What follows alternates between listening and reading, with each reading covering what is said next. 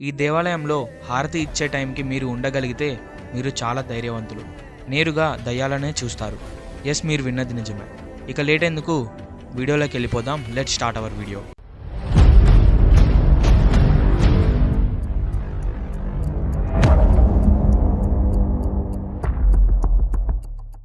అసలు ఈ గుడి పేరు ఏంటంటే శ్రీ దత్తాత్రేయ టెంపుల్.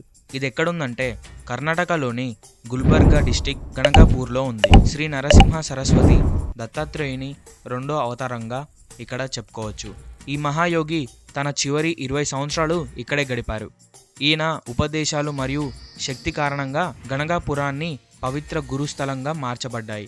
స్వామి తన భౌతిక రూపాన్ని విడిచే ముందు నేను ఈ క్షేత్రంలోనే ఉంటాను అని భక్తులకు హామీ ఇచ్చారు. ఆయన ప్రతిరోజు భీమా అమరజ సంఘంలో స్నానం చేస్తానని, దీక్ష తీసుకుంటానని, పదుకల ద్వారా దర్శనం ఇస్తానని చెప్పారు. కానీ ప్రతి అమావాస్య పౌర్ణమి రోజున ఈ ఆలయంలో విచిత్రమైన సంఘటనలు జరుగుతాయి. భూతాల ప్రభావంతో బాధపడుతున్న వారు ఇక్కడికి వస్తారు. అమావాస్య పౌర్ణమి వంటి పవిత్ర రోజులలో భూత బాధతో బాధపడే భక్తులు అరుస్తూ ఏడుస్తూ విచిత్రంగా ప్రవర్తిస్తారు. ఆలయ పూజారులు మంత్రాలు చదువుతూ హోమాలు చేస్తారు. భూతాలు బాధపడుతూ శరీరాన్ని విడిచిపెడతాయి. కొంతమంది భక్తులు నేలపై పడిపోతారు. కొన్ని నిమిషాల తరువాత వారు సాధారణ స్థితికి వస్తారు.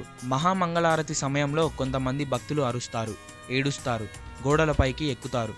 దత్తా, మమ్మల్ని విడిచిపెట్టు అని కేకలు వేస్తారు.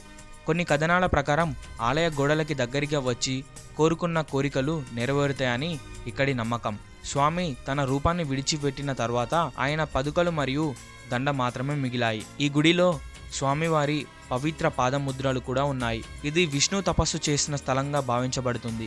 ఈ ఆలయంలోని భస్మాన్ని శరీరానికి రాసుకోవడం ద్వారా భక్తులకు నెగిటివ్ ఎనర్జీల నుంచి విముక్తి పొందుతారని నమ్మకం. ఇక్కడి భస్మాన్ని శరీరానికి రాసుకుంటే చెడు శక్తులు తొలగిపోతాయని నమ్మకం. స్వామి ధ్యానం చేసిన పవిత్ర వృక్షం ఇక్కడే ఉంది. భక్తులు సంగమ స్నానం తర్వాత ఆ వృక్షం దగ్గరికి వస్తారు. గురు పౌర్ణమి రోజున మరియు గురువారం రోజున ఇక్కడికి వేలాది మంది భక్తులు ప్రత్యేక పూజల కోసం ఆలయానికి వస్తూ ఉంటారు.